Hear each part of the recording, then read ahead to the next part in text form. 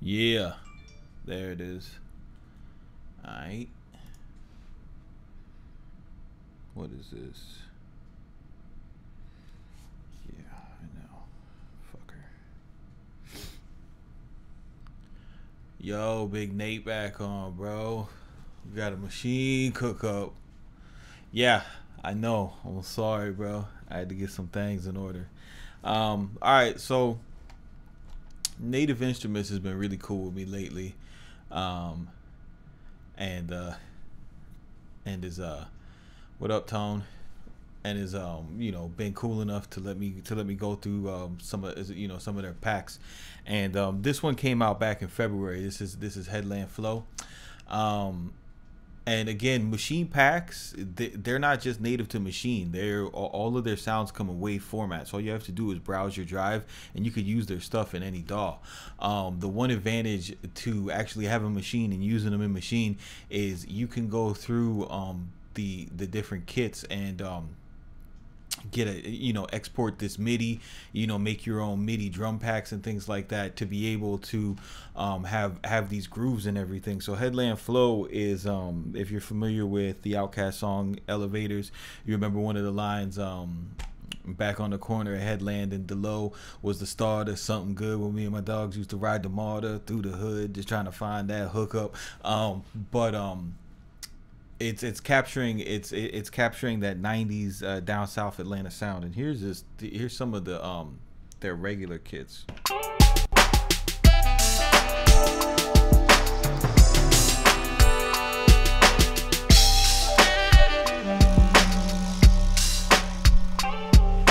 What up, boy?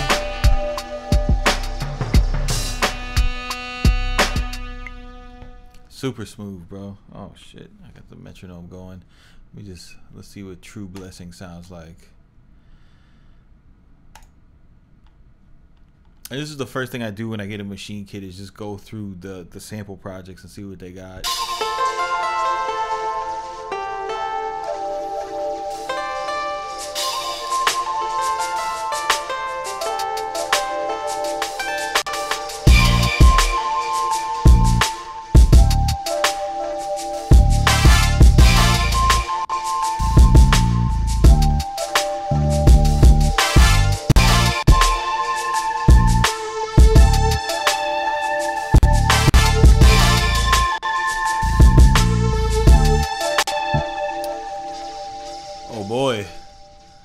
Oh boy, that's fire.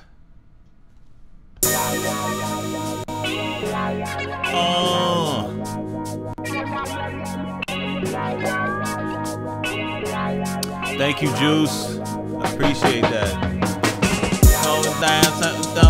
Jumping out there in the snow, jumping out down to the bone, punch dancing out there in the snow, punch dancing out there in the time, punch tapping out there in the time, punch dancing out there, tapping out there, dancing out there, it's better. Yo, this is dope. Yo, this is dope. I just gotta make a new. I gotta go through this for myself.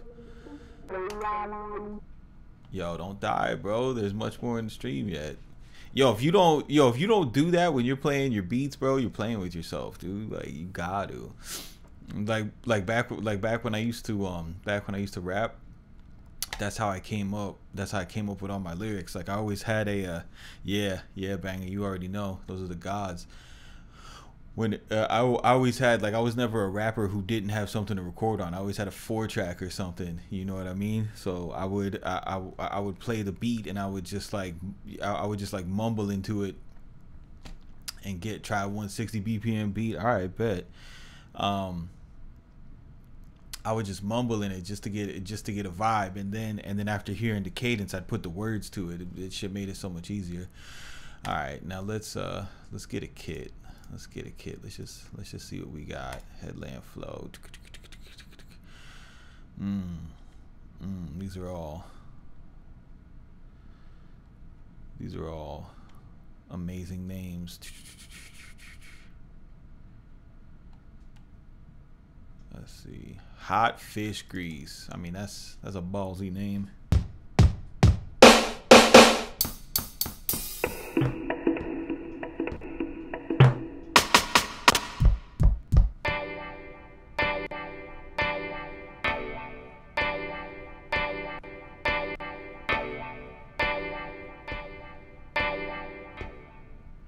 Nah, this isn't stock. This is an expansion. This is the Headland Flow expansion.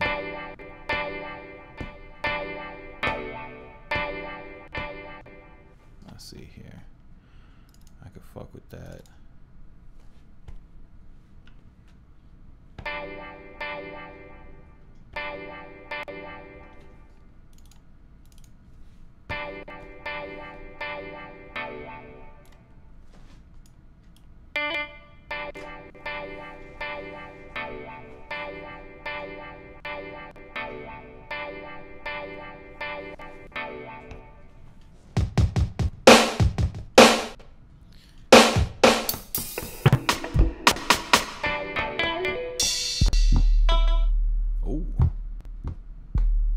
Oh, well, hello there.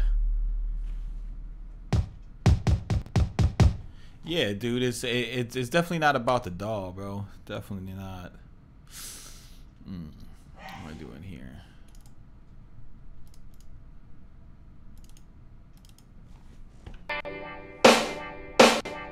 Woo.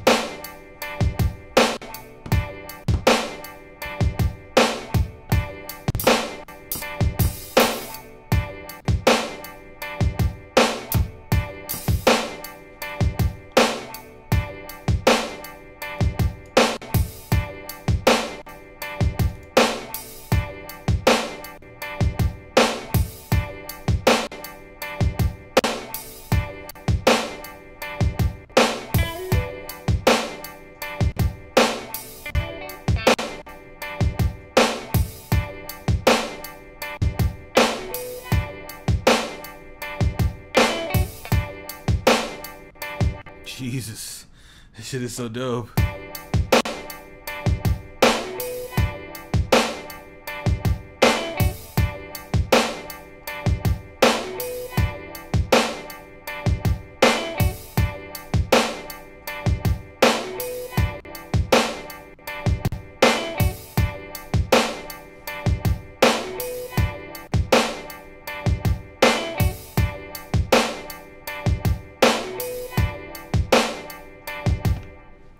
God, that was so easy. What else is, what's the LP flanger?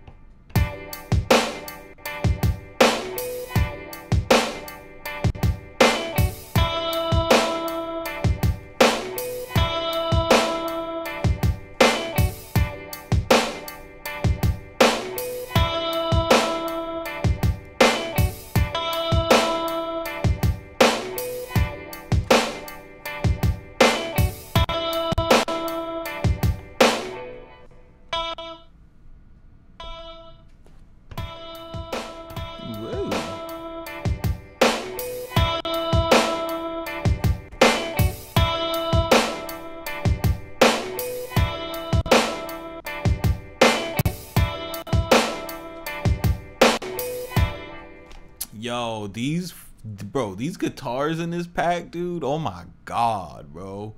Oh my God. Thumbprint, what's good, boy? How come a Maschine today? I don't know. It's a Maschine kit. You know, I wanted to work inside Maschine. Maybe add a little swing to it. Let's see. Let's put some swang. damn it. Let's put some swing on the kick.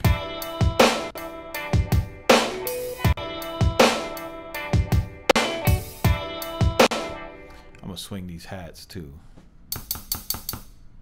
Swing these hats.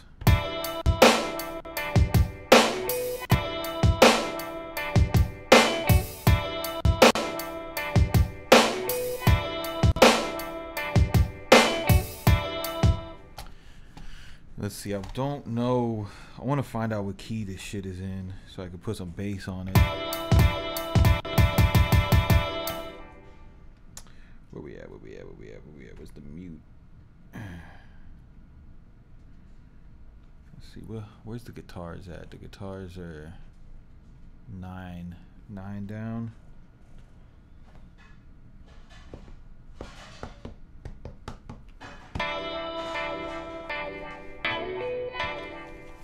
And then you can hit the group and then add add hornet to this.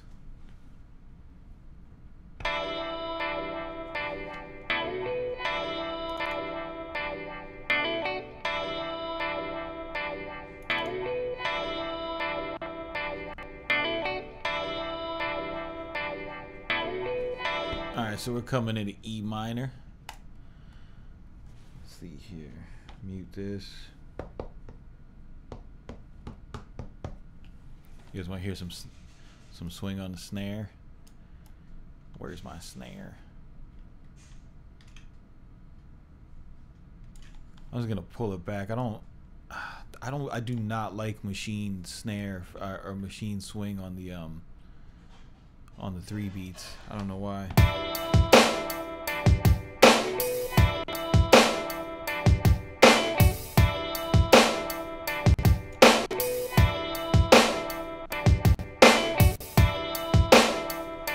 I like it rushed like that. That's dope.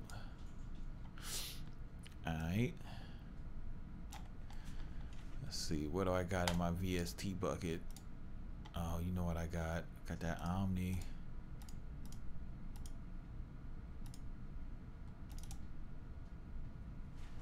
Yeah, no, it's crazy, bro. That shit is crazy how quick it came off. Let me see.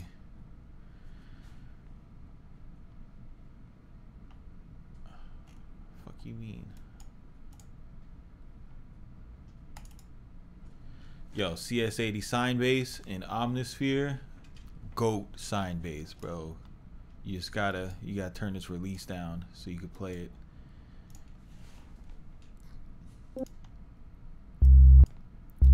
Won't. Ooh. Let's see here.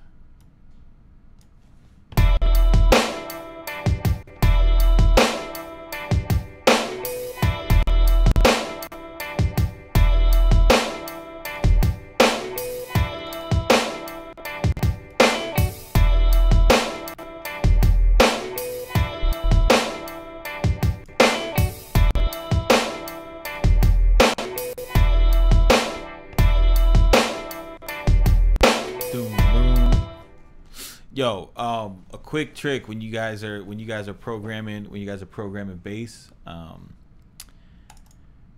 you're coming to a turnaround, like when the end of a bar is going to a new bar, that's called a turnaround. If you just two options that always work.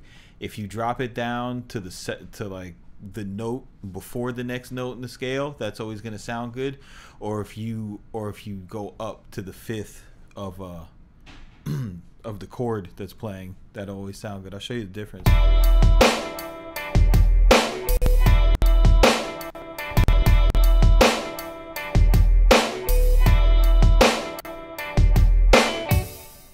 So there I'll go.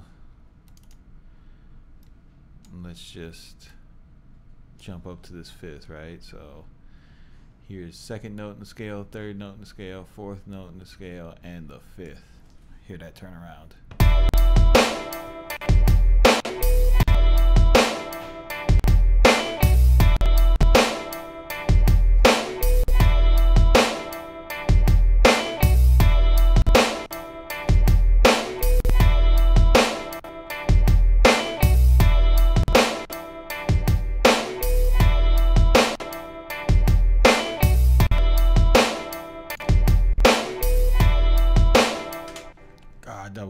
as fuck, bro. That's just not even fair. I'm gonna get rid of some of these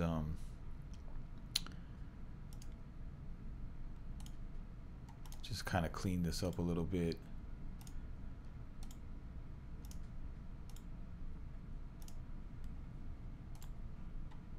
Normally when I work in Maschine, I don't I don't really do the whole you know, kit thing. I usually just find my own samples and rock with it like that.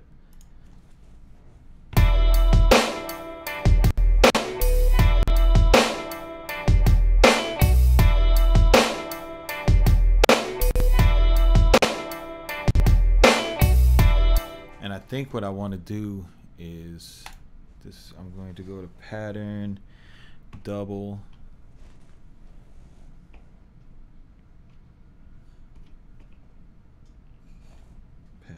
Double, and then on this bass line at the end of this 4 bars, I'm gonna turn it around, make it a little funkier. So bear with me. What do?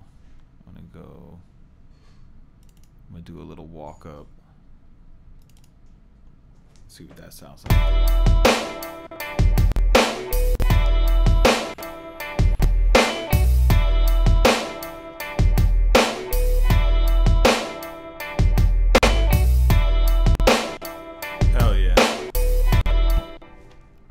I'm gonna show you guys something. All right, so say like for all y'all boys who are always like, yo, show me how to, you know, show me how to work with you know, Studio One and Maschine. I want to use as a plugin. I want to rewire that. I'm gonna show you guys exactly why I don't do that shit. All right, so I got what I like here.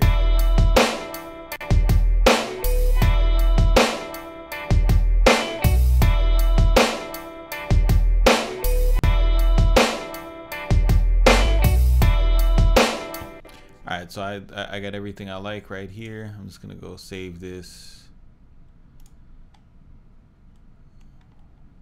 Where the fuck do I put my Maschine stuff? Right here.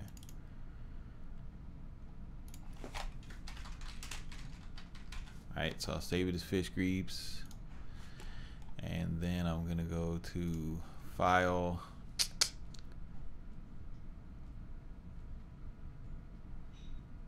What is this? This has got to be something from the new update.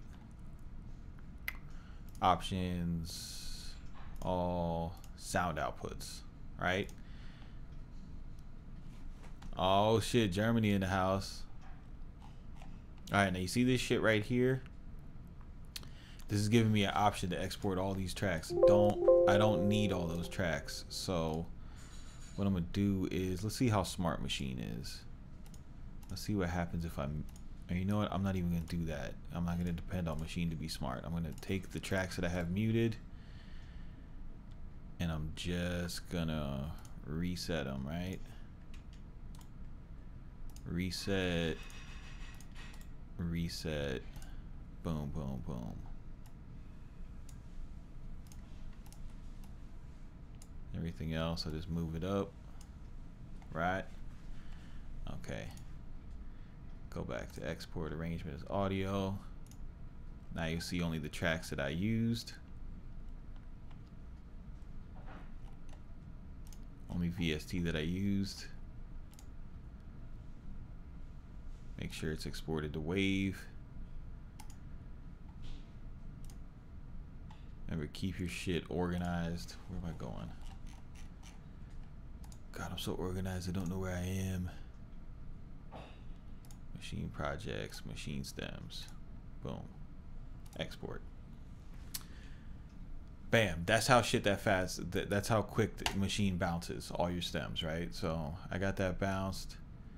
This was at 160. Now I'll go ahead and close Maschine. Yeah, save it. No. Now I'll open up Studio One.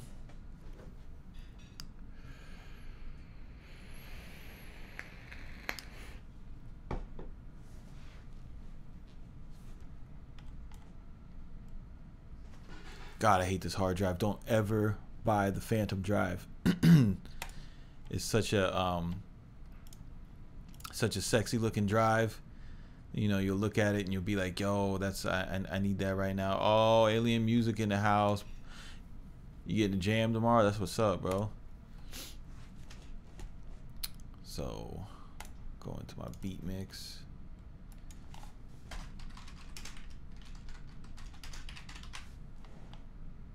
What was that? 160. Right. Boom. The jam is a good investment, bro. I like it. I had when I was using Maschine a lot, that's what made me really love using Maschine was the jam, man. Especially just you know, for arranging. It's so fast, so fast.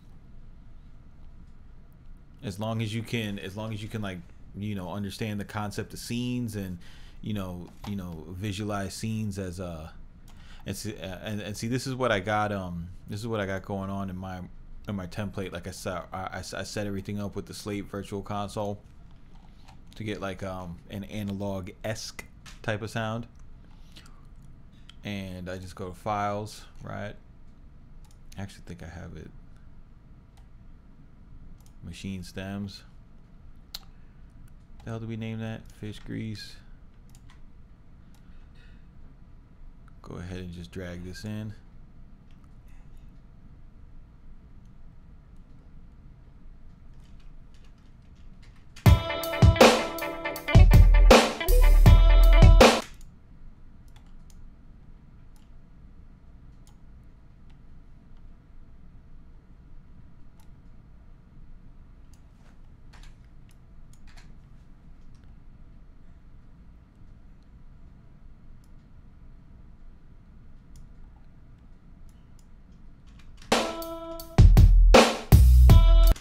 Omnisphere did that fuck shit, bro, where it doesn't bounce the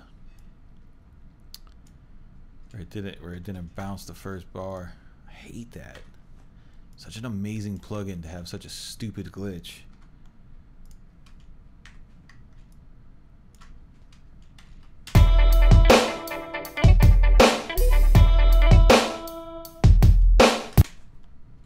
What the fuck is going on with this?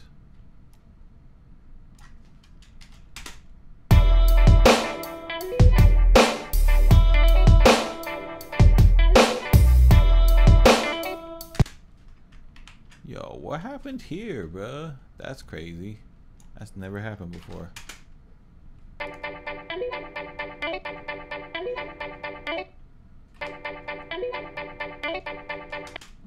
That's not how that's supposed to sound.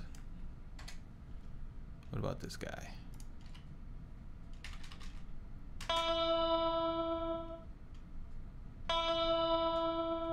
Oh, Mike, I don't play shit, bro.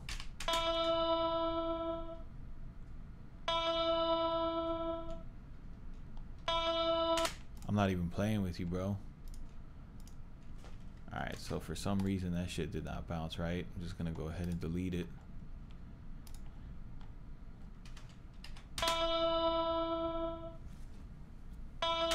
What, the Omnisphere bouncing or the Maschine bouncing?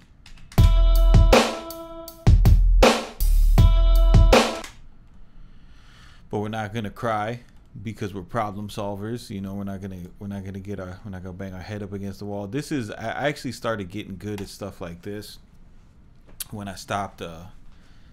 Yeah, really, that's weird, bro. That's but I started getting good at stuff like this when I stopped getting high in the studio, bro. Like, you know, shit, that's not what I want to do. That weed will put you in the loop, bro. Nah, but I mean, I don't really chop samples either. I do everything, bro. Like I compose more than anything, you know. I use the piano roll to my advantage.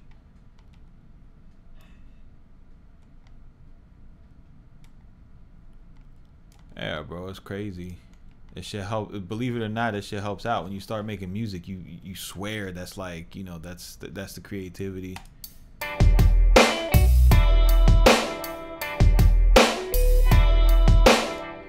I started I stopped because that shit was giving me mad anxiety, bro. Like I loved smoking for a long a long time, bro. Like a very long time. I was ah shit. I'm fucking rusty on this. Like for a super long time, that was everything to me. That's all I did.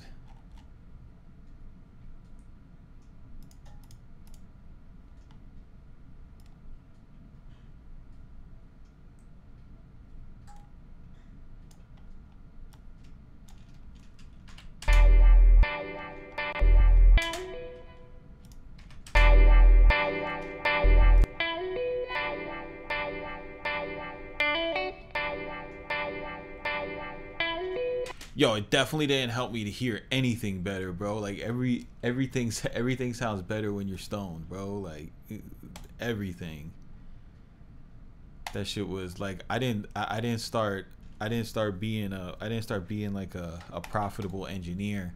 You know, I would mix something. I'd be like, yo, like it's crazy. Yeah, dude, the anxiety is super real, bro. That shit is dumb real, bro. Like a lot of people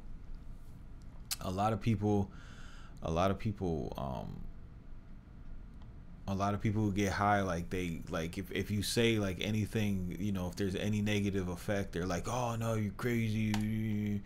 But you know, it ain't all good. No, hell no, dude. If I smoke alone, all I start doing is worrying about things, bro. Like that shit affects everybody differently, you know. I start thinking about conversations I had like 5 years ago, and like, why the fuck did I offend this person?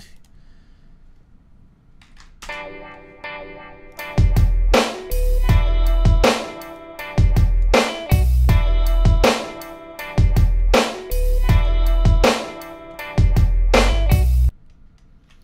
right.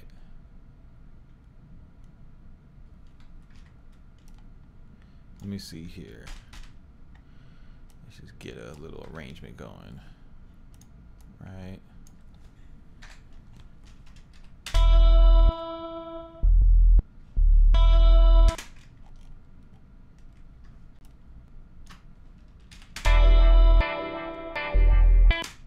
Let's get rid of this.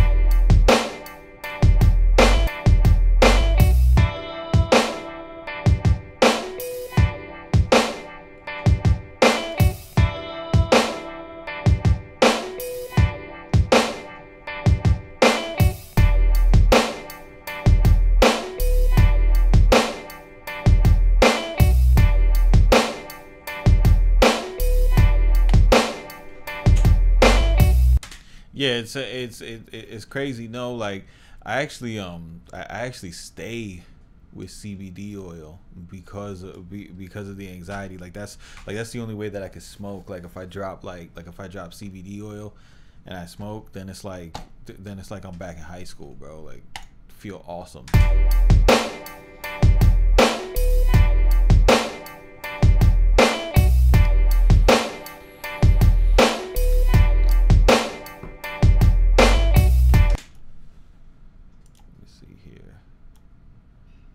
Drop this down. Whoa.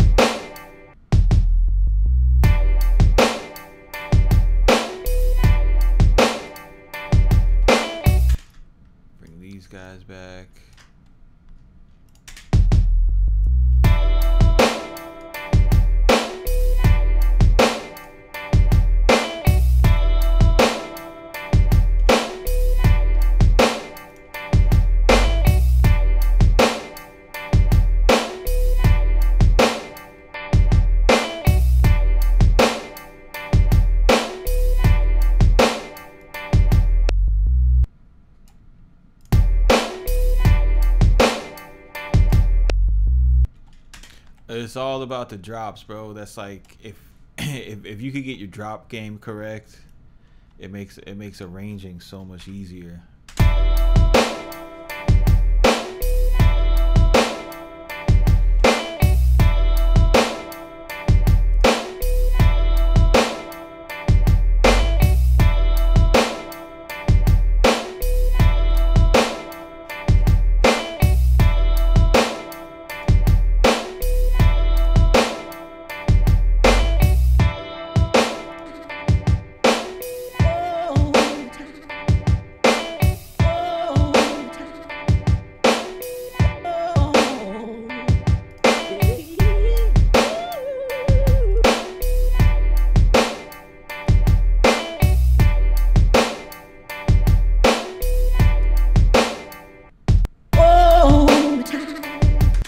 Whoa, why does that shit sound like that? Oh, time. That's crazy.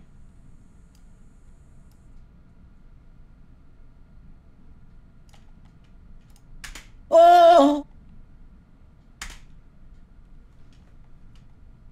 Whatever. Oh.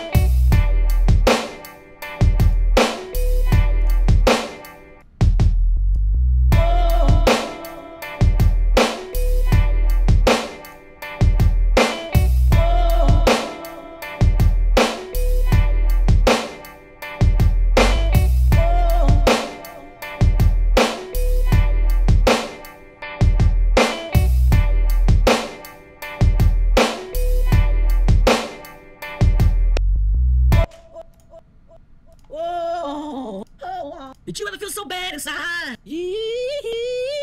Let's go way back. Take me low.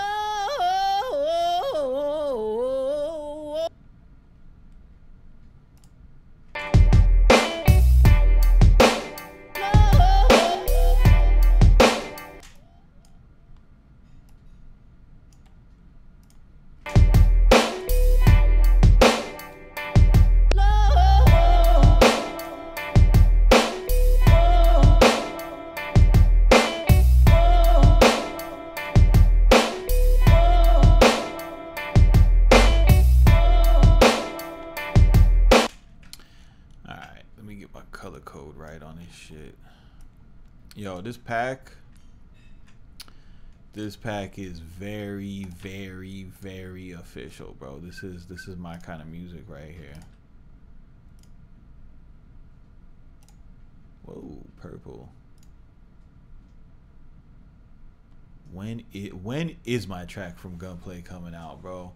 I'll tell you guys something, man. Like the process of making major records is not a fast one, bro. It is not a fast one. I tell you that much. But Gunplay is cool people, bro. He's fucking with me. He's got like 6 of my tracks right now.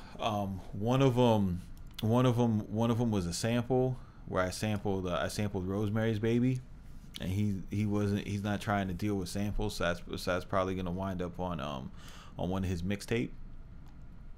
It's called Ultimate Vocals. It's on Splice.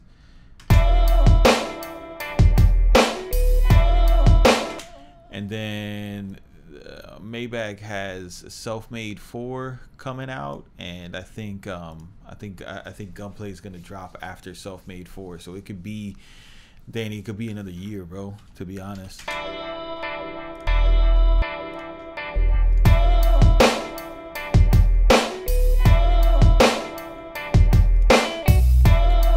But that's why you always make sure that you produce in your own style, that you don't go chasing the sound. Like it's good to study other beats and other producers, you know, and be familiar with type beats and things like that in order to you know, just to be familiar with the climate of music, you know, and be able to work in it. But you'll notice that, you know, if you ever get a chance to interact with you know, with people who are actually dropping albums in the industry, they don't want stuff that sounds like YouTube beats, bro. Like they want something that sounds like them.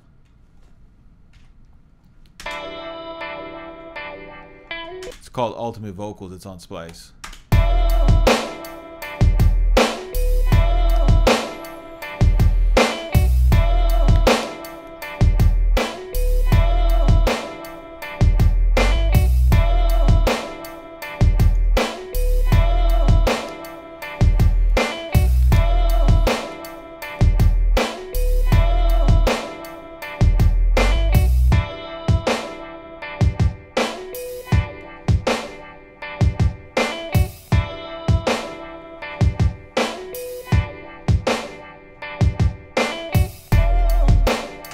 I think I want to add a little ratchetness to this track.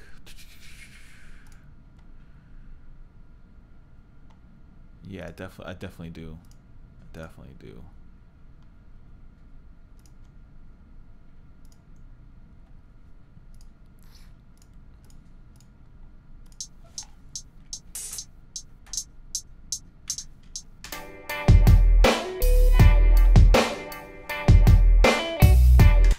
And this is like a good tip for, you know, anything, just to kind of make anything sound a little bit more modern.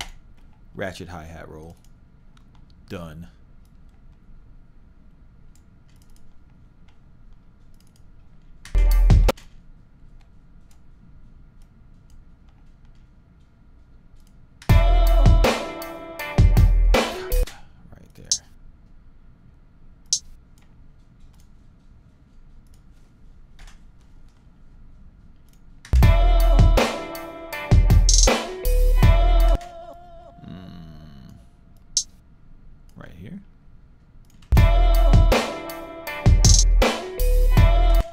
Sounds a little bit better.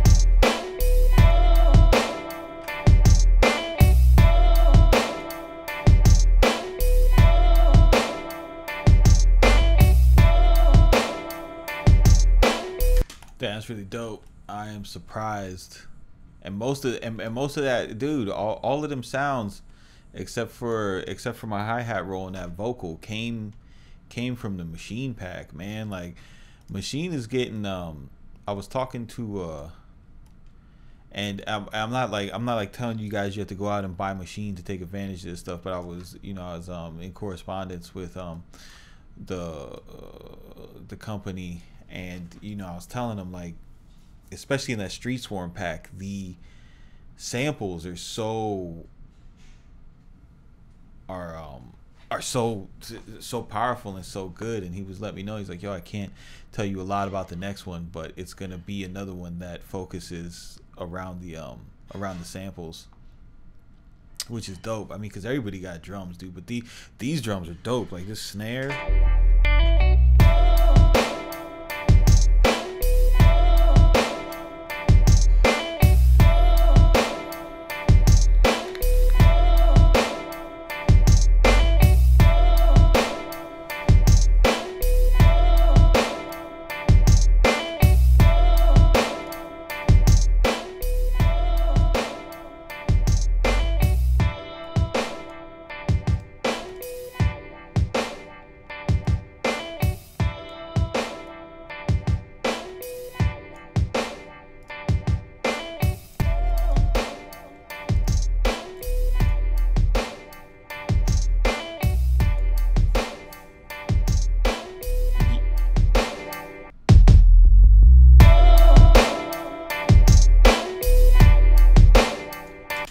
Yeah, but Banger, you biased, bro. You in a concrete jungle. Of course you're gonna say that.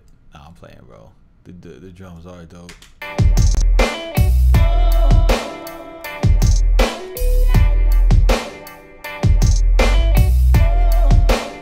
I mean, here's the tutorial, bro. It's 4 knobs. You just push it until it sounds good.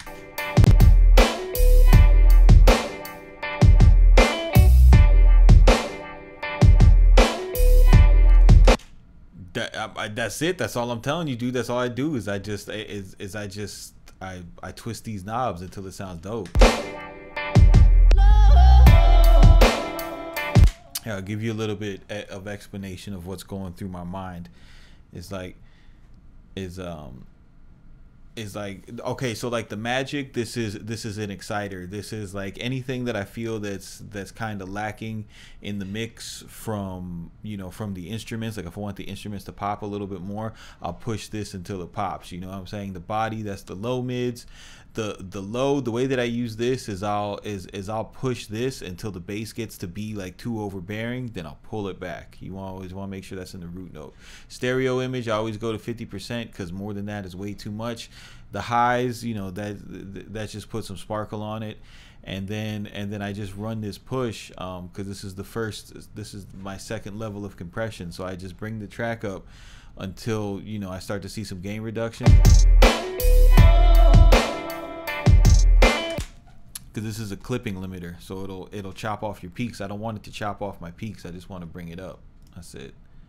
It's a really easy plugin to use. That's why I recommend it to everybody.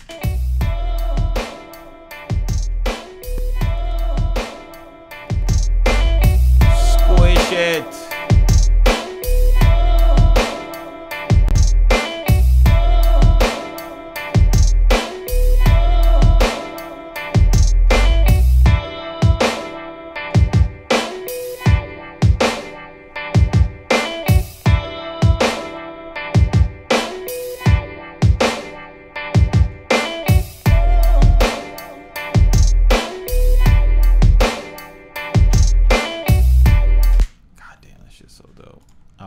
I'm really impressed. What do you guys think about Maschine expansions? Any of you guys ever buy Maschine expansions? You ever work with Maschine expansions?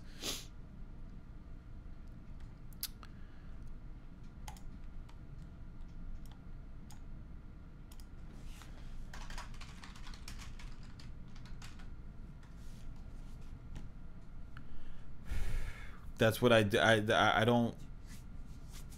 Which EQ you talking about? Yeah, they're pretty dope. I didn't really mess with the early ones because they all seem like EDM based. You know.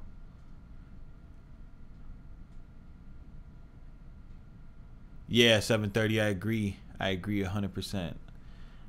Oh, Danny Ortiz, you want to know about the sauce, bro? Good question. I'll plug you. Hold up.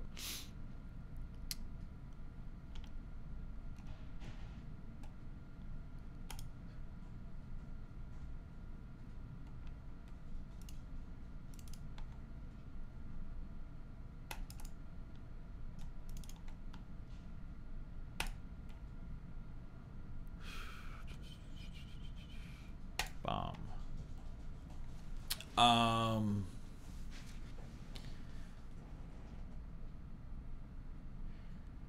Yeah, Street Swarm was lit. Yeah, the early ones, I agree with 730. Like the early ones, cause I've been having machines since 2007. Um, and the early expansions were boo boo. I don't even like the stock machine drums. Like I always thought that their sounds were the weakest, but lately, like ever since the Havoc pack, that was something that spoke a little bit more towards me and my, you know, and my taste. You know, that was a great expansion. Headland and Flow is about to be like my new favorite. Like this just opened up like a whole new lane for me. I'm about to go crazy after I end this stream. But Street Swarm, Headland, Flow. You didn't like the Queensbridge pack expansion? It was alright, you know what I mean.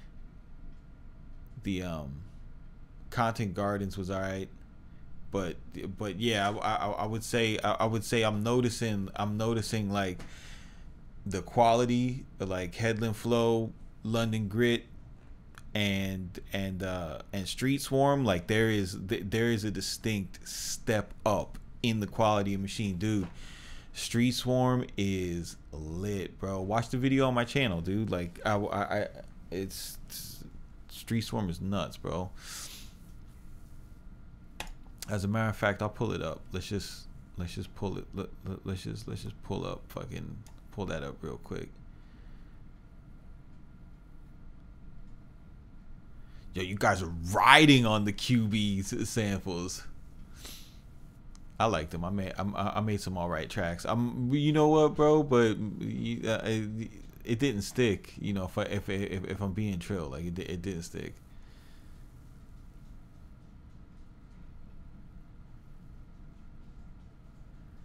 That verse 1 really wants us to get on that Golden Kingdom. What type of pack was that? Because I do not remember that one, to be honest.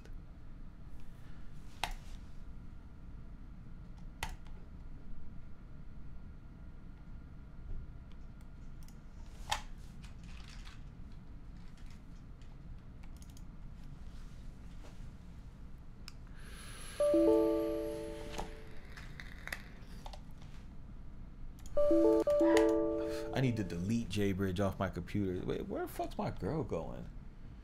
She thinks she could go places? Nah, I'm joking. Ignore all.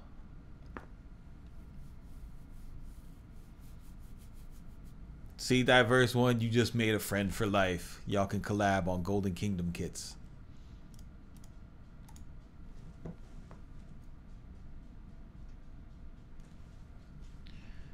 Hold up, we got breaking NBA news.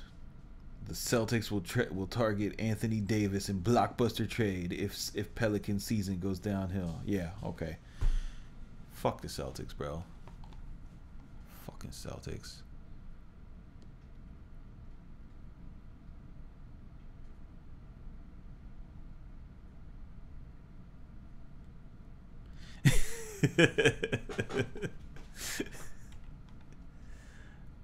I was saying though, bro, you gotta keep the. Oh, Diverse One, you're from Boston. I'm sorry.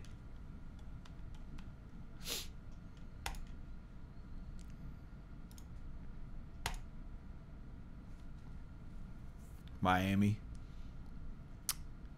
You know.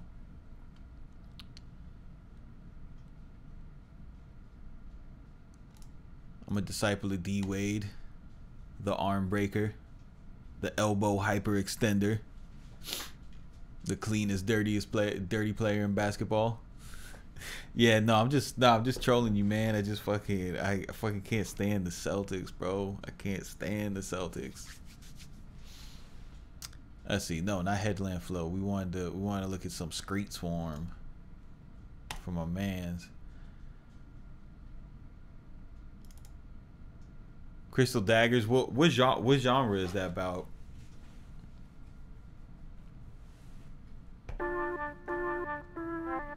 Yeah.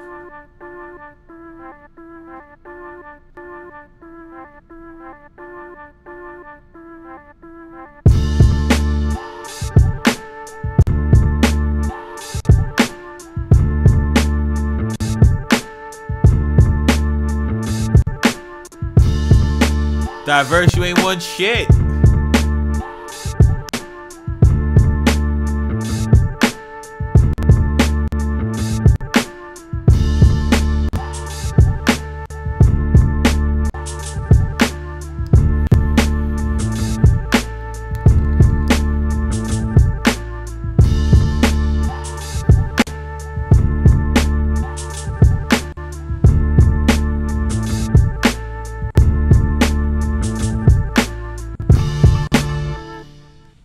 Fucking Pats. Get the fuck out of here, bro. Bill Belichick.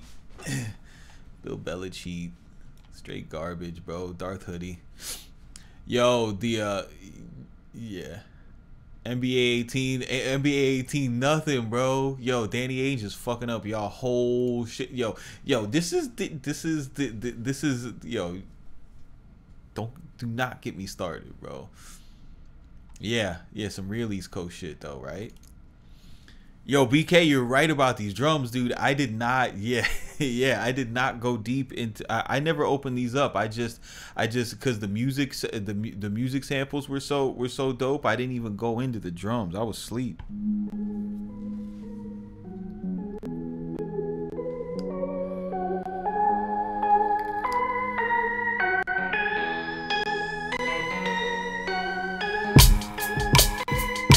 Oh God.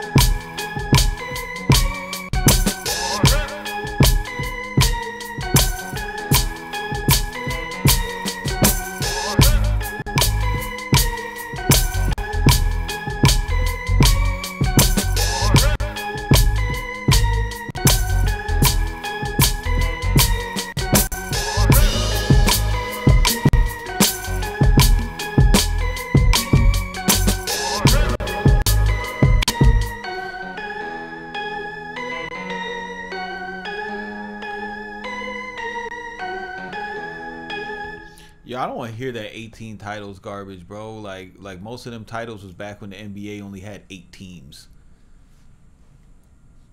That's like, and most of them titles probably happened before you were born. Diverse One. Take them 18 titles. Take them 18 titles and hold them.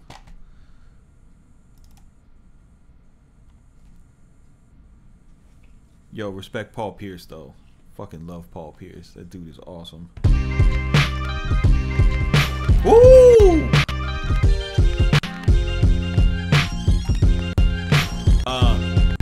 Yeah. God body, God Harley with a Harley with parties. Sometimes I parties with parties. Responsibly drinking and confidently thinking. I face it, I taste it, I face it, I taste it. I'm throwing the pigskin. Listen and listen, I'm brother, listen, but listen. I'm fed up, listen, go to listen, I'm listen. I got it, I'm listen. Taking a listen, I'm listen, tickling vixens. I'm listen, I'm listen. My ambition is vision. Prisms. Yeah, dude, that's what I'm saying. All them samples, like I've been taking these samples, cause like my shit is I make everything trap, like, and you know what's crazy is y'all might not even like really suspect this about me, but I'm a serious like boom bap fiend, bro. Like when I get in the car and I drive to work, like I'm not listening to fucking Playboy Cardi and fucking. And you know, Young Dolph, bro. Like I ride out to like strictly Wu-Tang. Like strictly Wu-Tang. That's pretty much all I listen to.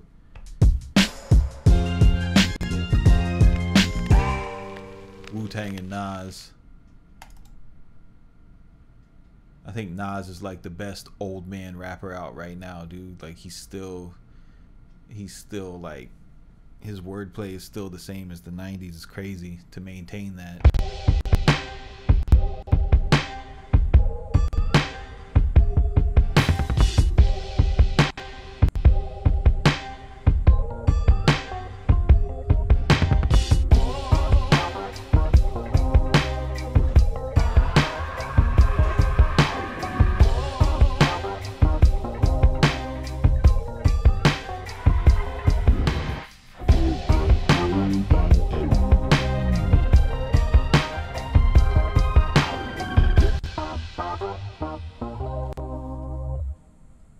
What happened to I was just in Studio One, bro. Yo, what don't you like about working in Maschine? I have Maschine in Studio One, then I see lots of y'all are going to Ableton. Am I missing something? I mean, dude, it's just you know, I like working in Maschine. The only thing I don't like about Maschine is the time stretch, bro. Like once I used Ableton and I had that time stretch, it just changed. It changed everything. It made it so, like, in Maschine, there's stuff that you can do, and in live there's things that are very easy to do, you know. And if you guys have been watching me for a while, I'm all about speed and efficiency, you know. How about Cannabis? Yo, I loved Cannabis when he was on the mixtapes back in '98, and his first album was Garbaccio. And his second album was a little less Garbaccio, but still pretty fucking garbage. And then after that has been doo-doo. What Vox Pack would I suggest? Cody, go to splice.com, get you a $7.99 membership. Go and search sounds and type in vocals, and then just pick the ones you want. They have so many fucking vocals that you can get. But like with Jay-Z, bro, like there's just like I mean, like I was like Jay-Z is better than Nas, and then like, especially in the 90s and the 2000s, Jay-Z was killing Nas, but I feel like Nas has been more consistent with keeping his style. Like Jay-Z, like he ain't really rapped his ass off since American Gangsta. You know, you listen to like what Nas has been coming out with Khaled, especially with the fucking venison eater. So dear, spread them here. Don't be acting innocent either, homie. I'm nasty.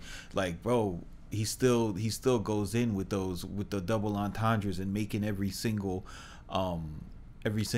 like word in the bar rhyme with the next bar. Like when you like that's like Nas used to do that crazy. Like the first word of bar one would rhyme with the first word of bar two, and it would go on. Like he was doing that shit before Eminem did it, even though Eminem got a lot of credit for it. Do I have a tutorial on making a trap track bounce like the drums? Like you hear the guy London on the tracks talking about all of his tracks having a bounce. That would be a dope tutorial. I mean, it's really not hard at all, Juice. I can show you that right now.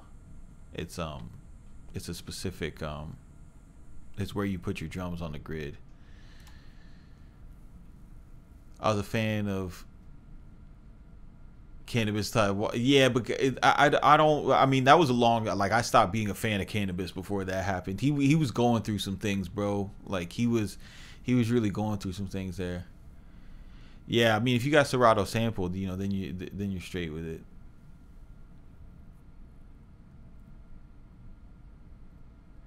Yeah, I mean his lyrics were nice, bro, but he never like I learned this about him, like he never wrote to beats, you know.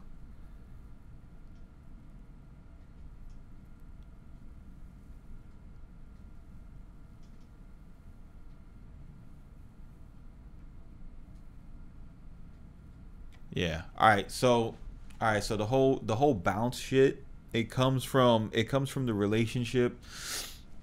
When you program your drums, I don't know, like if you're playing with a rhythm, it's easier to create bounce. If you program it, you gotta think about it a little bit, right? So you want to start with your snares. Oh, I don't want to select. right, so let's start with everybody's favorite snare, right? So you start a regular beat, you know, and you're at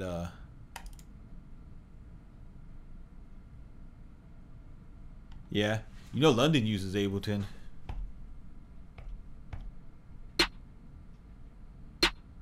All right, so you start with your snare on the 3s and a double time.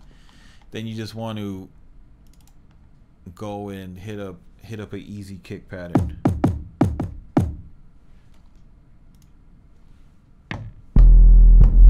Whoa, so many subs.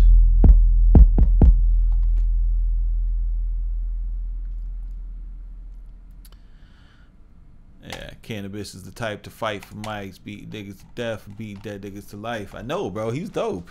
He was dope. Yeah, I've done pop tracks. They're fun.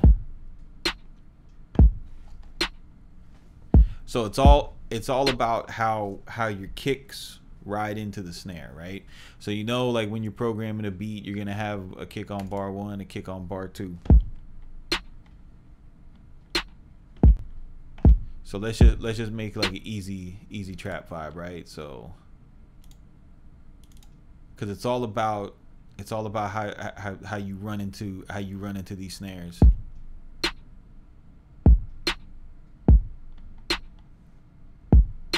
So from this point, you can either choose to make the snare bounce or make the kick bounce, and the way that you get bounce is by, you see how when you're at 1/8 grid resolution. So you got your downbeat, right?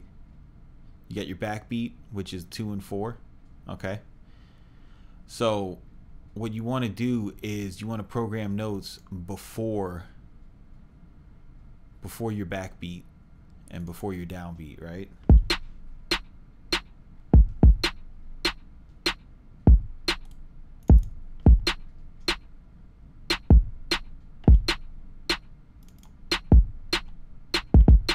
So if you hit before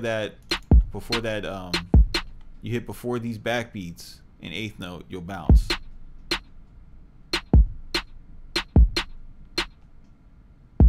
Yeah, Buckingham Palace, that was the best thing about that album.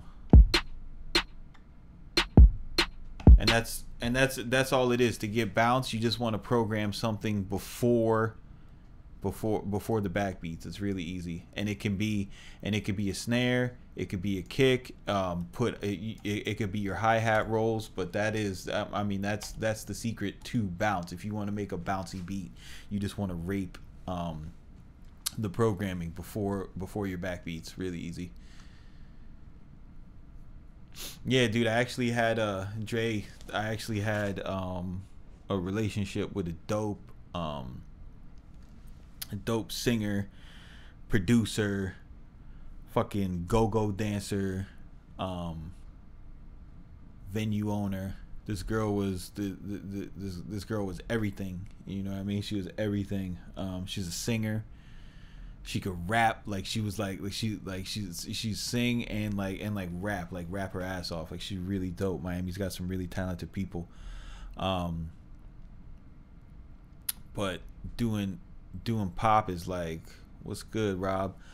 Doing pop is hard, bro, because the artists that you work with, it's such a different culture than hip hop. You know, there is no hustle to it. You know, it's all about creating the perfect song. And y'all would give this girl like a 25 pack of beats, you know, and then you know, she'd send me back one song, and it's like, oh, I gotta tweak the bridge, and I gotta do this, I gotta do that, you know.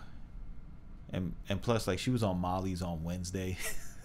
so that was hard too. So I got kind of turned off to pop. But if I met some kids who were really about grinding and who were kicking out songs and stuff like that, like that's my problem is like people who can't keep up with my level of production. You know what I'm saying? Like, I'm working with a really great singer right now, this kid Aubrey. If you guys follow my my Twitter feed, I'm always posting our tracks. You know, I hit him with the 1 song a week challenge, and he was easing them, boy, just knocking them out.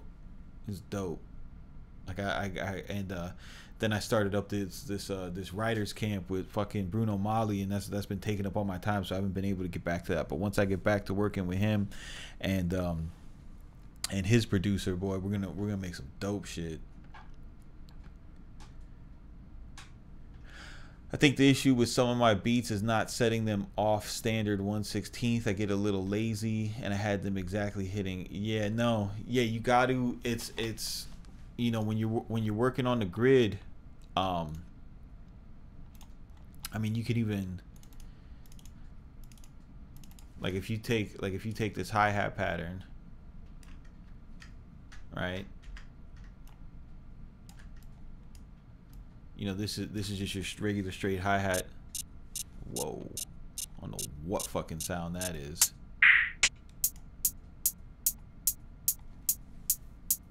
Yeah, I was doing the once a week thing with Aubrey and them, but I had to give it a break because I had a professional obligation that I have to take care of. But yeah, like I said, once you start adding, you know, before those ands, you start to get the bounce. And then if you change the resolution, jump into 16s. This is like that Timberland vibe.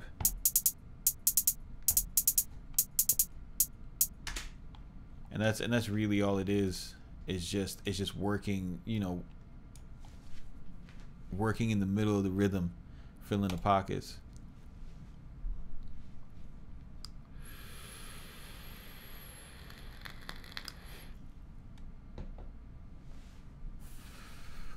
You guys got any more questions?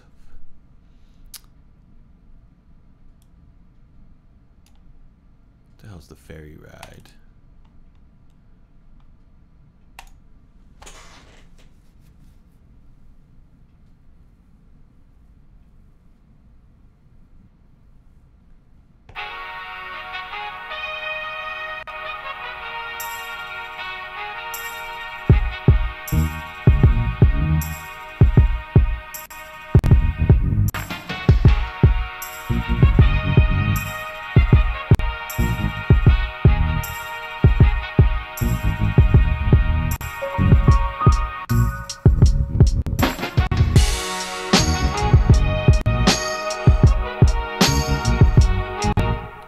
That's dope.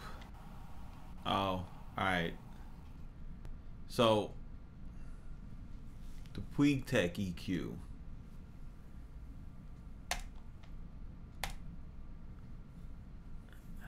The Puig Tech EQ. The Puig Tech EQ is fucking sauce, bro. It's a fairy dust plugin. I mean, it's also used to. It's a rim shot rod. Any kit that has a rim shot.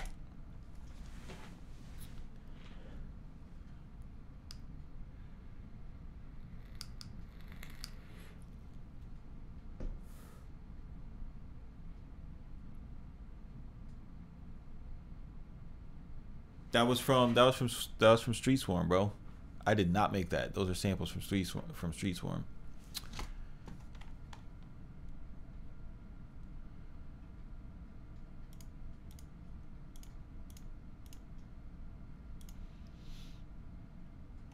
All right, so the Puig Tech, right? I use it in my mastering chain before my last limiter.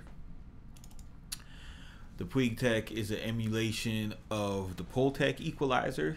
If you ever go to a real studio and you look on the on the wall of gear, you're gonna see a couple of these because they're magic boxes. A lot of engineers that are really passionate about analog gear, they'll even just run audio through this just for the way that the circuits sound. And a lot of engineers who learned how to you know, mix inside the box. They continue to do that with the Waves version of the plugin and with the UAD version of the plugin. Waves was the first one to model it, and then UAD has a version. Studio One has a version now. Studio One, you have this plugin if you have Studio One, legit. They have this. And what I do, Danny, is I use it on my mastering bus, and I use this this preset, the Levine track warmer. All right, and I use that before my limiter, and that's it, real quick. And that's all there is to it. And it just sounds good. Yeah, if you go to PreSonus and you pull up your, where is it? It's in the fat channel, the new fat channel, right?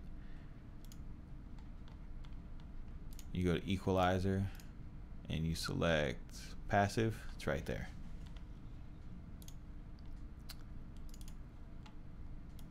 It's a very, very, very saucy plugin. Practically what this does is it allows you to boost and attenuate, so add and subtract the signal or the same frequency band at the same time. You know what I mean? So you have your high frequency, so you can set that to 8K, and then you could boost 8K 2 dB and then bring it down 1 dB. And the way the cues are offset is it makes this little curve. This is this is really awesome for kicks, and like if you were, the way people used to use it in a practical setting, they would use like one of these on a bass and one of them on a kick to carve out notches in order to get things to set right in the low frequencies. It's really cool for that. So like in the track warmer, what it's doing here is we're boosting 100 a little bit, so that's boosting the bass and the kick a little bit, right? And then in the high frequencies, you know, we're really boosting that high mid at 8K a little bit, and then kind of mellowing it down. You know, this is a really, really subtle effect. And then mostly what I use it for in the chain is after I've pumped up the volume with Infected Mushroom Pusher, I bring it down -6 dB so that I have that headroom to slam it either with the L2 or with the Slate Digital FGX or FXG or whatever it is. But yeah, man, that was, guys, this was my first time. You use a preset on the drum bus, or you just or you dial it in yourself, banger. But I was really impressed. I don't know about you guys. I was really impressed by this Headland and flow. I'm about to make I'm about to go and make like 5 beats right now, because that was like that was so easy to do, and I need to figure out why Maschine keeps on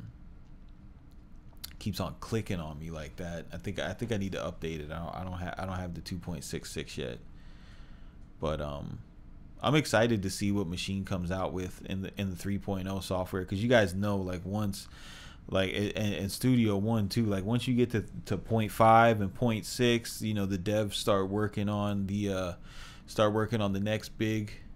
You dial it in. It's because you a beast, BK. You know, the devs start working on, like, I know for a fact that Studio 1.4 is in development right now. No, I don't keep my signal hot just because it's just habit. That's something that I learned early, because if I kept it super hot, dude, I would just have to come in here and turn all this shit down. I mean, you can see it right now. You know, snare's a little loud.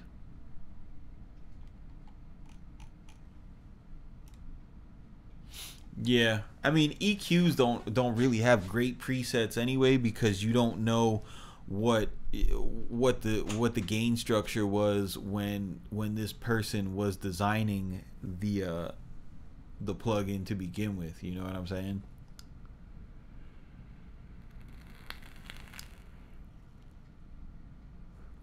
But I really like the track warmer. I find that if you put the track warmer in on your bus, and you're peaking at like -3 or even close to 0 dB, it works out nice. Yeah, no, the machine stock plugins, I mean, they're all right. I tell you what though, like if I had to, like if somebody dropped me in the studio, um, if somebody dropped me in the studio, I could still make them shits work. You know what machine plugin is really good is the fucking saturator. The saturator in Machine is dope. Like the saturator in Machine is dope, and the emulations, like the SP1200 emulation. I actually like that emulation better than what Decimort has done with the SP1200 emulation. I love Decimort.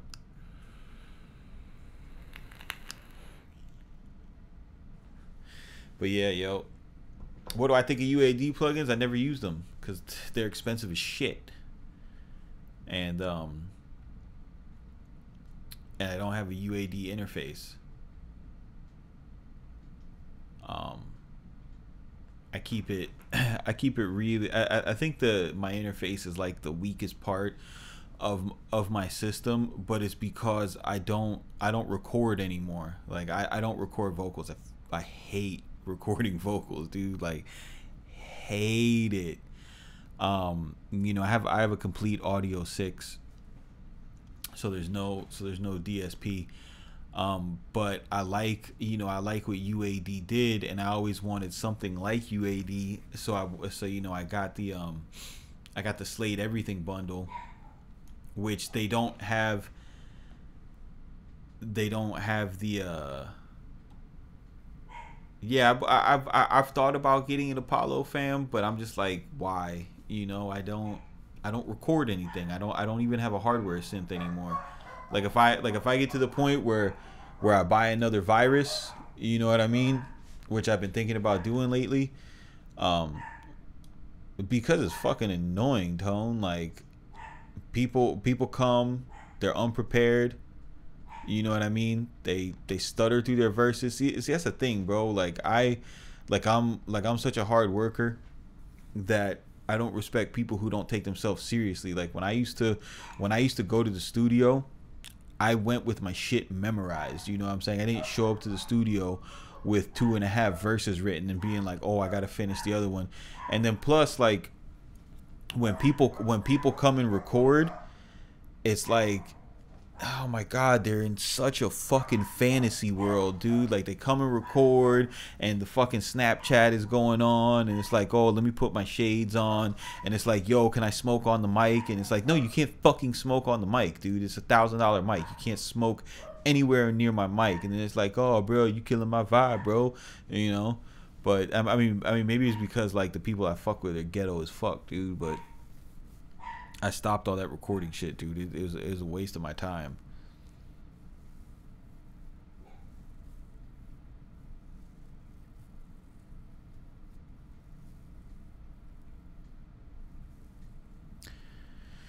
Man, bro, Machine, bro, that's the thing, dude. Like the whole Machine versus MPC,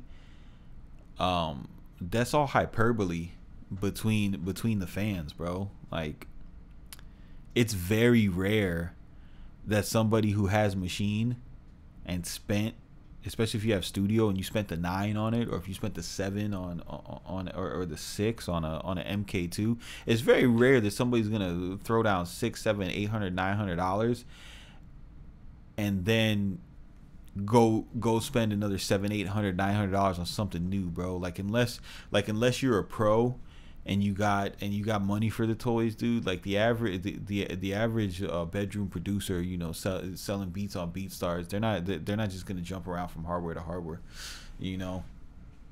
People make too much of Maschine versus MPC, I think, in my opinion. I have a Key Station 49, but I'm looking into the complete control. Is it worth it? And what can and can't it control in Studio One? It doesn't control anything in Studio One. You can MIDI map it, like, I mean, anything that you touch in Studio One. So if I touch this right here, right, and I go to, how do you do that?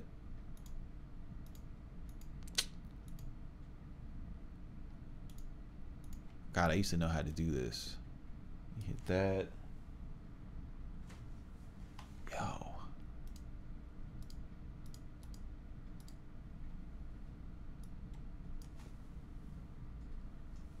Fuck, I used to know how to do that. Alright, so there's that guy. And you hit that guy.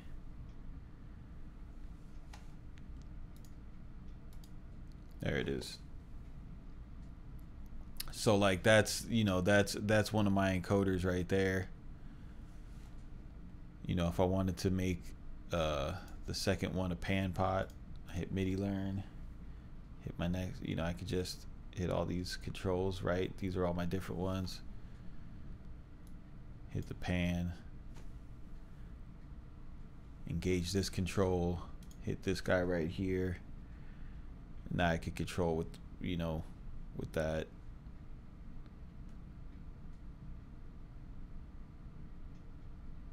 So I mean, it's drag the hand. That's right. Dude, it's been so long since I did that. But yeah, I mean, you can. It has 8 encoders. You can, you know, you could set it for anything. But I think that the best keyboard controller for messing with Studio One, like as far as like controlling the DAWs, that Nectar, man. The Nectar comes pre-mapped for Studio One. I think if you're gonna get something to control Studio One, you should get something that's pre-mapped. Otherwise, you're gonna have to do a lot of custom work. Check out the comparison video of UAD and Studio One on home studio. I will. That sounds dope. I used to record 2 of my boys who sing, but they can't take criticism and they think they're the best unknown singing motherfuckers on the planet. Yo, that shit's real, bro. Yeah, that shit's real. And then on top of it, you know what though? Like recording people, it taught me a lot about just about working with people. And respecting other artists, because you can, especially once like the sound of music started changing and I started dealing with different generation of people, you know, I have my own ideas of how music should sound, and you know, and because I used to rap, like I know how to stack vocals so that they sound right, and then people wanted to do other things, and in the beginning, I'd be like a beast, you know, a studio bully, like, yo, you have to do it this way, you have to do it this way, and you gotta, and it really made me a better producer, engineering, because at the end of the day, you realize, and you guys might not want to hear this shit, but like, yo, like, our beats ain't shit without an artist, bro. Like, there's nothing really special about any of these programmed rap beats until you get a human voice on it. Like there's no spirituality involved in it. You got to get that talented artist who has a story, who has a vibe, to really bring out the best in you. And the thing about it is, you know, the thing I learned is artists are delusional, bro. Like they all believe they're gonna be superstars, you know, and in order to get the best out of them, you have to feed that ego, you know. You gotta feed that ego, man.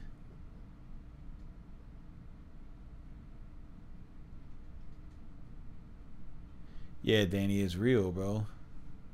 My email is craftmaster954@gmail.com. Craftmaster954. But yeah, because it took me a long time. It took me a long, like, for any of you guys that, if you guys are recording artists, I'll give you guys a pro tip. don't ever stop an artist in the middle of his take. You know what I'm saying? Even if you hear something that you feel is just so wrong, just let it ride, because they might catch something, you know, at the end of it, you know, and then you can wind up you know, bumping that little word, you know, on the grid, and that they messed up, or they might not even know it, or you know, go in and just punch the one word and fix stuff like that. Yeah, I'm in Florida, bro.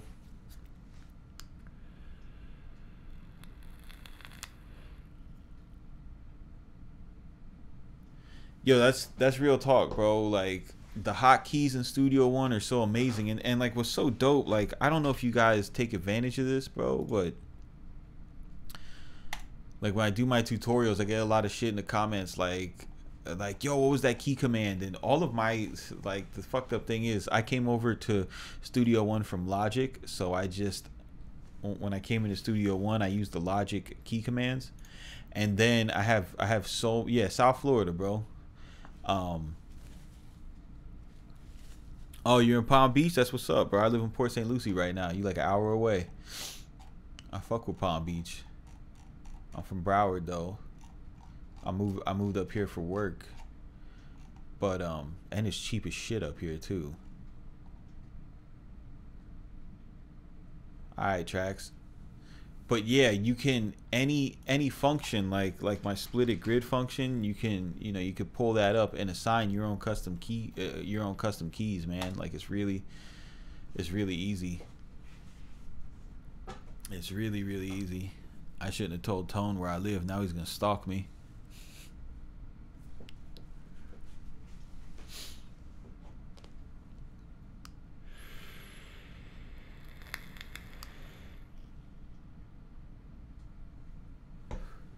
Yo, Diverse, your artist better be good, bro. Don't waste my time with the little Yachty clones and the young foo-foos. Have I noticed any discrepancies or issues with Vocaline? I don't own Vocaline, unfortunately. Why are you having are you having trouble syncing?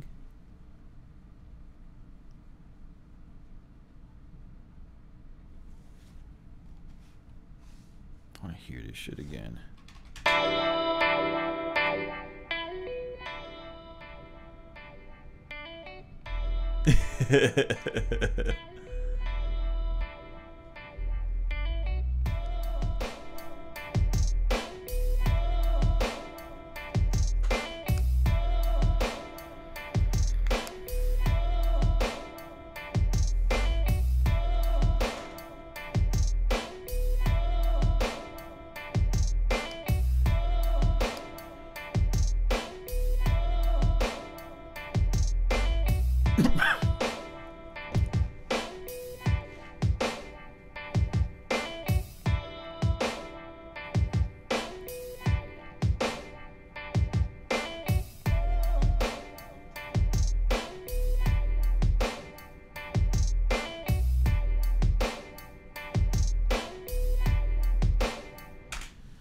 That's the best thing to do, man. Like, a lot of people ask me very technical questions when they're having issues with the software. And my number one thing is always, like, go straight to the developer, especially, you know, especially if you bought and paid for it. You gotta have that. And most of the companies have pretty good tech support.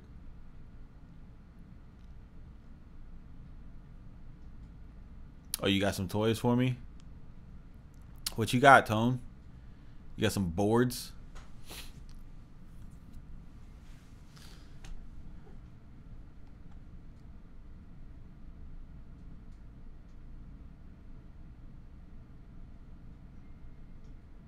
I don't know what that is. Kale's MIDI plugin? Is it a MIDI trigger? I don't really fuck with, like, a lot of ARPs and MIDI triggers and stuff like that.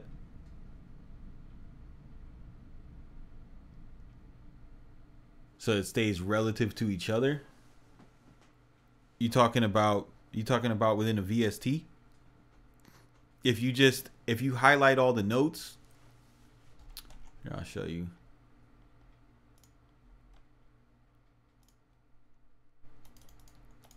if you got a MIDI clip,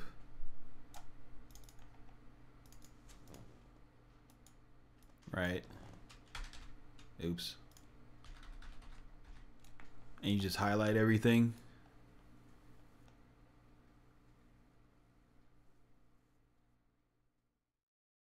I've never had a problem with waves.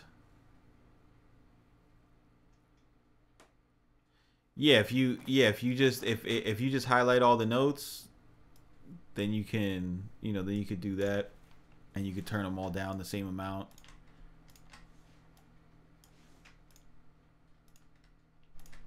I use that a lot when I'm like humanizing keys and things like that.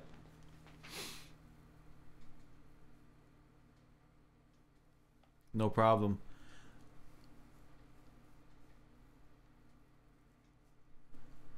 Bro, you gotta have an eye lock, dude.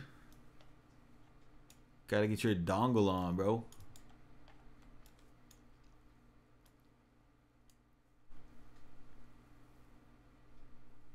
Yeah, I've never used that, bro, because I have a complete control, and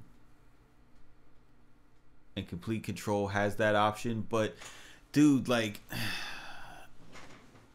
I'm at the point right now where like once you you start out not knowing what notes to play, and then you learn about scales, and then you're like, oh, okay, it's just it's a 7-note code, and then you work within the 7 notes, and that's awesome. And then I got to a point with my production where I was just like so focused on what's my favorite Gangstar track. I'll tell you in a second. And I got a hot take on Gangstar too. You're gonna hate me, but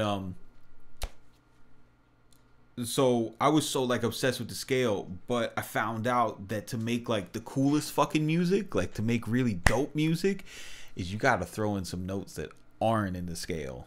That's how you get the saucy balls, the saucy. And then it turns up, it turns out being that it's actually another like more exotic scale that you're just not familiar with. I have a buddy that plays in a band, and and he would help me program a lot of my stuff when I was first starting out programming music and shit like that. And I'd always be obsessed, like, yo, what scale is it? Let me know what scale it is so I could program along with what he was playing in. And he told me something that messed me up. He's like, dude, like, don't worry about the scale, bro. Just play the notes and then figure out what it's called later. And I didn't understand that for years, and now I get it. That's why like when I program, that's why I use other DAWs now, because I was stuck on Studio One because of the scale quantized, and then I made the DAW work for me, and I realized what an amazing DAW it was. And now that I don't necessarily need that, I can work in any DAW, in any piano roll. What about drawing a crescendo? Oh man, see, I don't know what a crescendo is. Shame. My favorite Gangstar track is Above the Clouds, followed by Mass Appeal.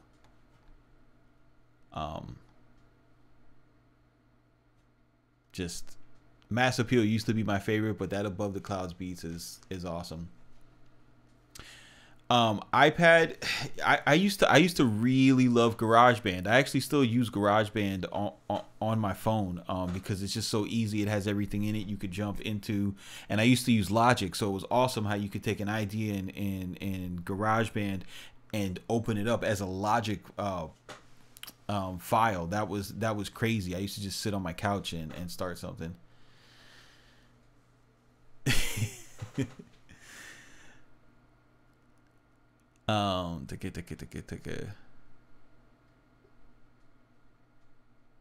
Yeah, but like, dude, I can't stand Guru.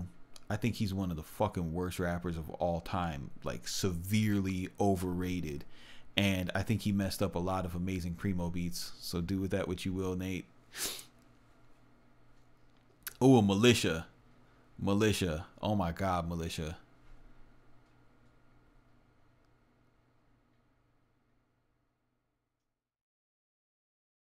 All right, so FL Studio is actually really amazing for crescendos, bro. I'm gonna talk about it like I know what it means now. But I would just, you want to scale your piano roll up, you know, and then just go in, right, and say you have 4, and then if you wanted to keep that relative, then you could just highlight those. Oh, we're crescending. Is that a word? Shame.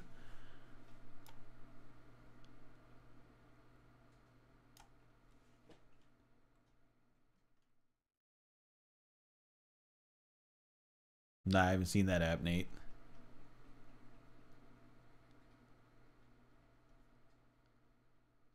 Yo, I like the mall too, bro. Like G-Dep had a dope verse on there. I think G-Dep is slept on. I fuck with G-Dep.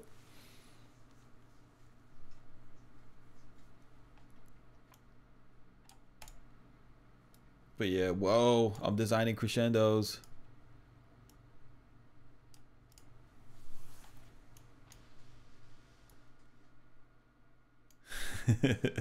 Yeah, I just invented it.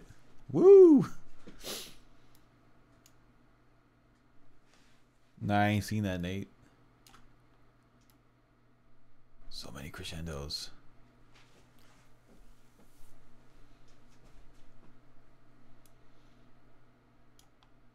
Yeah, dude, like Child of the Ghetto is a really slept on album. He has songs on there like the title track. He wasn't even rapping to the drums. He was rapping to the strings. That shit was cool.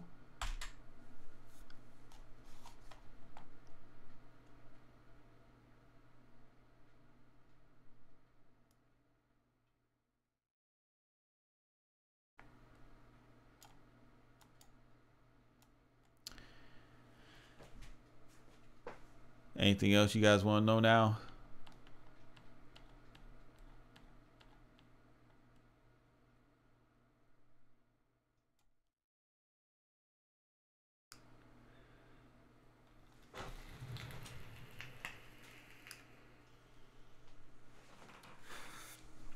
Oh my god. Oh my god, that was all cotton.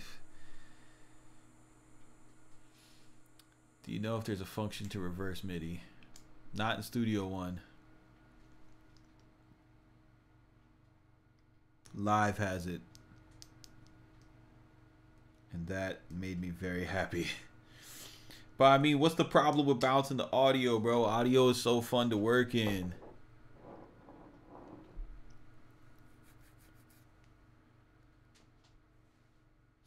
Home Recording Made Easy did a fat channel and Waves and Studio One. Yeah, home Recording Made Easy is a dope channel. That guy's cool as shit. I came out with my mixing tutorials. It was Mixing Made Easy, which is like, I didn't even realize like that dude had that shit already, and he hit me up. He was like super cool about it. He was like, "Hey bro, do you think you could like change the name of your stuff, cuz it's kind of the name that I'm using?" And I was like, "Yeah, dude, no problem." I switched it up, and he's like, "Yeah, if you need me to promote your channel or anything, you're doing good work." That dude's really cool. A lot of people would have been dicks about it.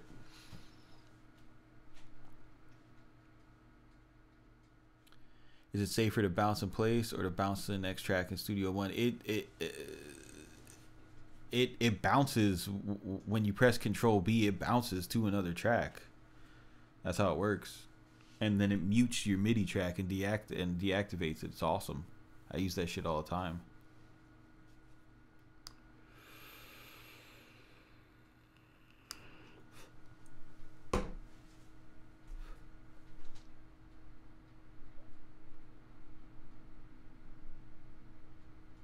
Willie Reed played himself. Man, Willie Reed had to get his money.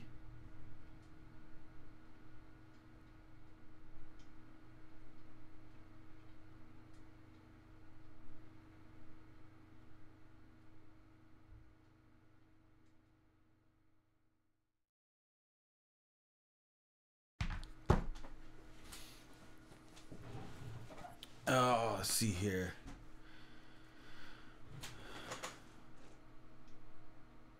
Yeah, no. I mean, I hear that, Cody. I hear that. Nah, bounce in place is Logic. That's all the BIP files.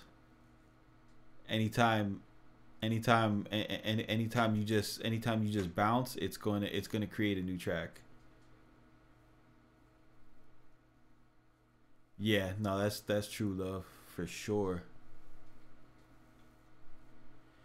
Yeah, man. I mean, this is what I do every day. Like I'm at my desk making beats, and I was having trouble with my streams before, like they were messing up, and then Mr. Different TV put me on to the OBS software, and I started using it, and it runs smooth, and I like this interaction with you guys as opposed to taking as opposed to like taking 2 hours out to making a video and then chopping it up and then not being able to interact with you guys live. I like the live questions because it gets to and then also I find that I make my tracks a lot faster when you guys are watching, because I'm showing off and shit, like, ooh, look what I could do. Any advice for someone who's barely getting started on selling beats? Yeah, get off the fucking internet, go to the studio and meet some people.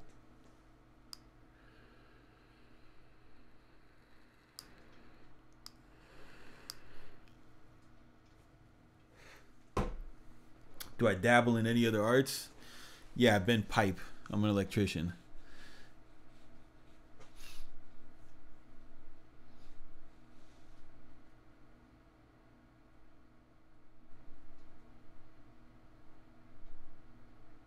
Yeah, ScreenFlow attacks your RAM. I use OBS, bro. I don't know if OBS is for Mac, but if it is on Mac,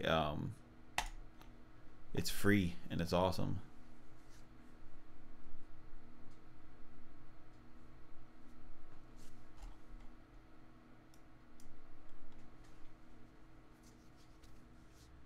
When you bounce and you get an error message and it says it couldn't save it, and if you would like to delete, I delete that shit. Yeah, no, bro. I take my shit real seriously too. Like I build really really cool things with my hands. Like I build really cool shit.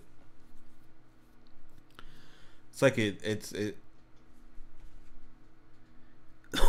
it's like an awesome job for me because I'm a very like rebellious minded person, so like working inside doesn't work with me, because I feel like I'm just talking all day, but when you build stuff, and you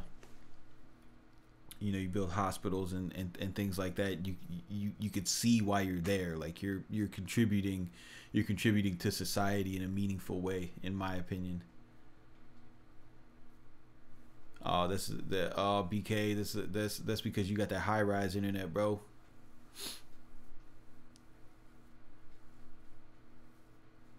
The freeze function, I just bounce it to audio and get rid of the VST, bro. OBS is the streaming software I use.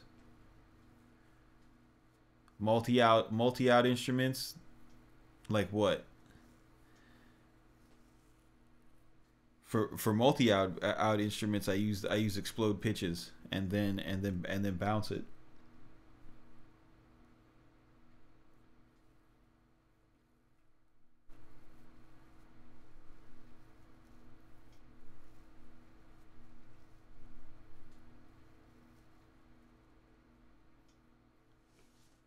Oh, I see what you mean. Yeah. All right.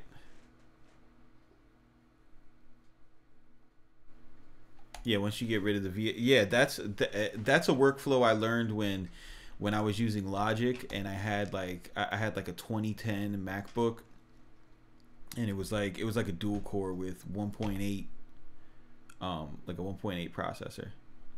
All right, I'll show you that. That's a great question. And you're gonna freak out when you see how easy it is. Contact 16 out.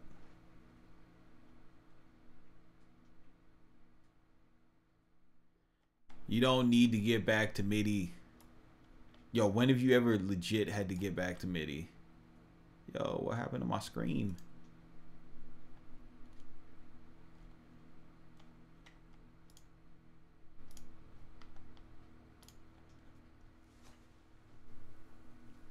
Ah, yeah, I understand that. You're right, Thumb. Alright, so you got... Let me just open up some basic stuff. So, say I got a J bass popping. Alright, and say I got something that's not going to kill me here. And I got strummed acoustic going. All right, so first of all, you need to manage your outputs, right? So you got output 1 here, and then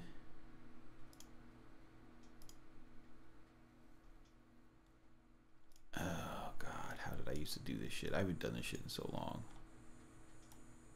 Output 1, multi-rack 1 through 16.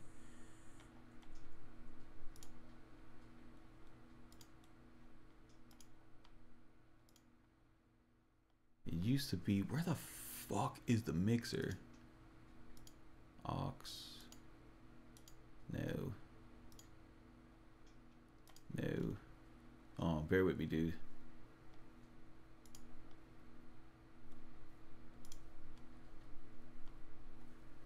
Yo, contact changed. Where is the mixer? This is important.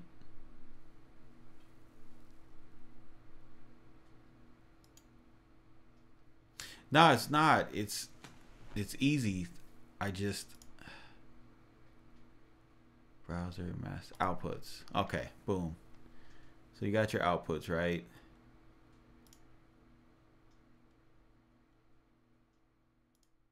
And then you add stereo 1. Let's see, let's add 4, right? So you have stereo 1, stereo 2, stereo 3, stereo 4 on your mixer here, but what you want to do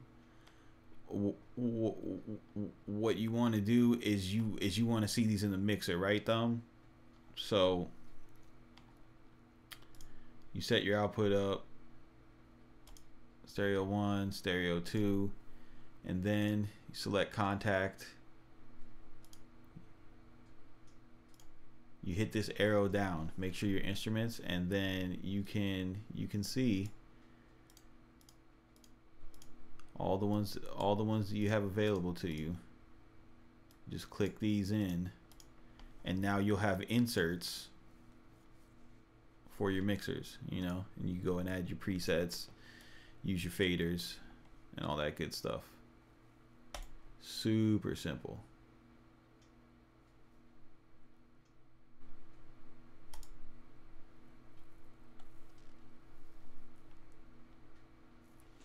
Yeah, man, and that goes for that goes for any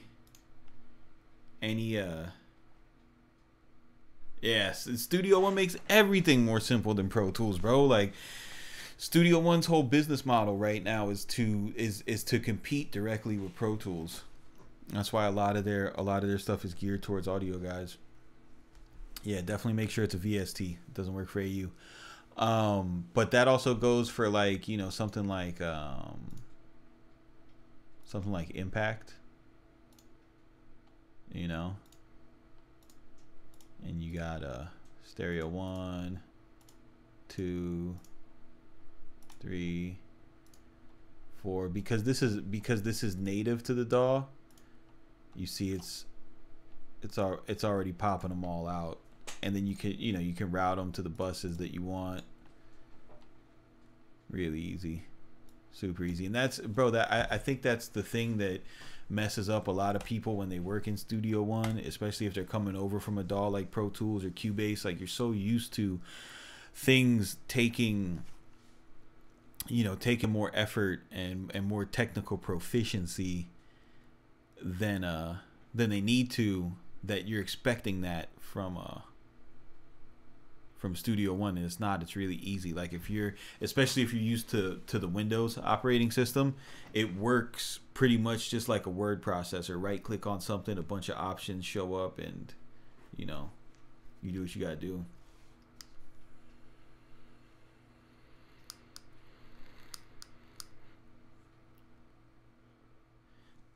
It is a good place to start. I think everybody, if you're serious about music and you intend to ever be in a studio one day, especially if you're a producer, you need to know Pro Tools. I'll tell you why. If you, a lot of these rappers, even the famous ones, they're not, especially nowadays the way record budgets are, dude, like they're not they do a lot of stuff on the fly. And I've been in situations where I've had, you know, a rapper, industry rapper, you know, I'm in the studio with him, and then the engineer has got to go out to dinner with his girl, you know, but the rapper has a relationship with the, you know, the studio owner. Is like, yo, if you guys want to stay here for 2 hours, finish the session, that's fine, but you know, my girl's going crazy. And then the rapper turns and looks at you and is like, okay, can you record?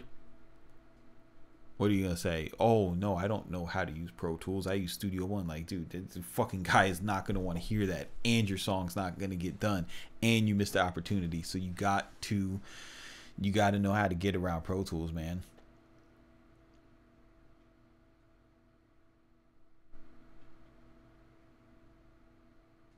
I don't know how to change it on monophonic on Impact. I don't use Impact. I hate Impact. I wish Studio One would throw that plugin away. I think it's the dumbest shit. I think that the whole 4x4 drum pad just look is old and tired, man. Like, there's so much more you could do with an 8x8 grid. Oh man, but yeah, dude, I'm gonna hop off this Scream. I'm gonna get some dinner going, and I'm gonna make beats until I fall asleep, man. I appreciate you guys fucking with me today. Great questions, everybody. You know, if you're not on the Studio One mailing list, just go to studio1tutorials.com, and just sign up to the mailing list, and then that way, you know, you can get the blast when I go live. And you know, I always send it. I'll send it out like an hour before I hop on. Or follow me on Twitter at Craftmaster3. Keep it simple. Don't be basic. And we'll see you on the next one, fam.